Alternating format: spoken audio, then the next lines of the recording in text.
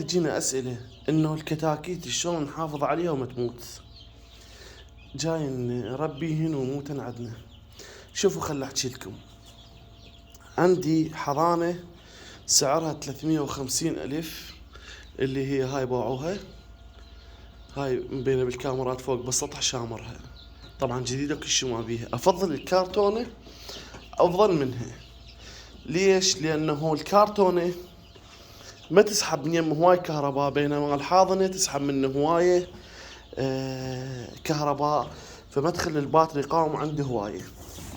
شوفوا صحتهم باعوا، طبعا في الحمد صلى على محمد وآل محمد، باعوا صحتهم.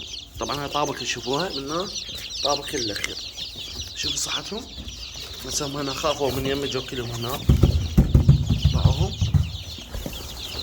يعني صحتهم فول الفول. هذا شوفوهم باع صحتهم.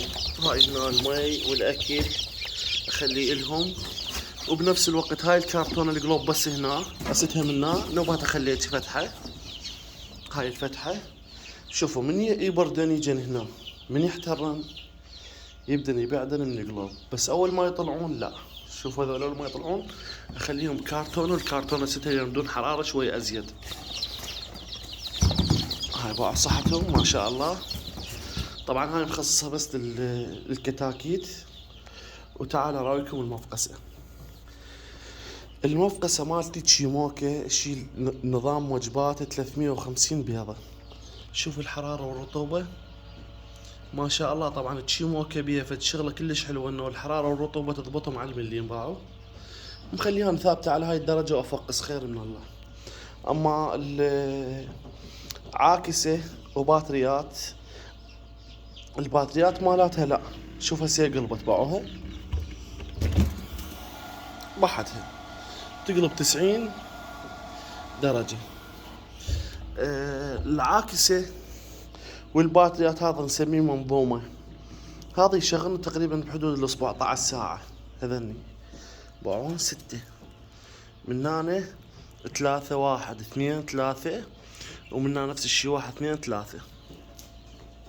هاي المفقسة سعرها الجديد 1,200,000.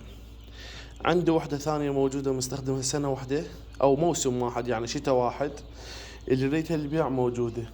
بالنسبة للكتاكيت هم للبيع، اللي ريتهم موجودين، صحتهم خير من الله.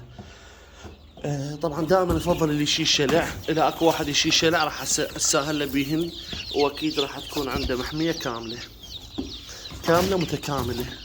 بيهن ذهبي وبيهن ابيض وبيهن بقري وبيهن حني وبيهن اسود وبيهن الوان كلش حلوة. اما بالنسبة ذني هم للبيع، بس ذولي عمرهم تقريبا 4 ايام، ذولي عمر بيهم شهر وبيهم عمر 20 يوم. خل ارايكم الشهر وال20 يوم. شوفوا بالنسبة لهذا عمره 20 يوم، وبالنسبة اللي بصفه عمره شهر. باعوهن هذا 20 يوم وهذا شهر. الأغلبية عمرهم الشهر، بس شدوا لغات باعوهم على شرط صحة ونشاط وحيوية، واللي راح ياخذهم كلهم. وبالنسبة لهاي الكراتين مع البيض 3 طبقين، واتيبهم كل ما يكبرون كل ما اكبر. ليش افضل هاي الكراتين؟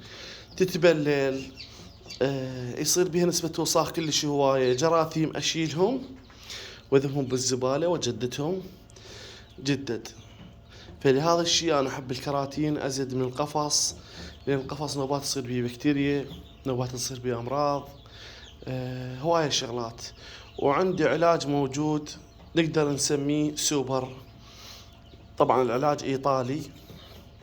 شرط اي واحد عنده كتاكيت جاي تموت، كتاكيت مالته مريضة منتهية، شرط هذا العلاج اللي ياخذه من اول يومين راح انطيك ضمان بالكتاكيت. طبعا الموت والحياة بيد ربك، بس وجعلنا من كل شيء سبب.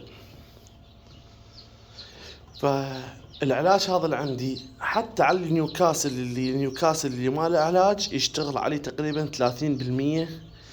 العلاج اللي عندي سعر 50 غرام 10,000، توصيل عندي بس داخل بغداد الأطراف 5,000، يعني يصير ب15,000. اللي يريده موجود. وشرط كتاكيت عندك منتهية الدجاج عندك منتهي يعالجهم، لأن يعالج تقريبا بحدود تقريبا يعالج 10 أمراض تنفسية.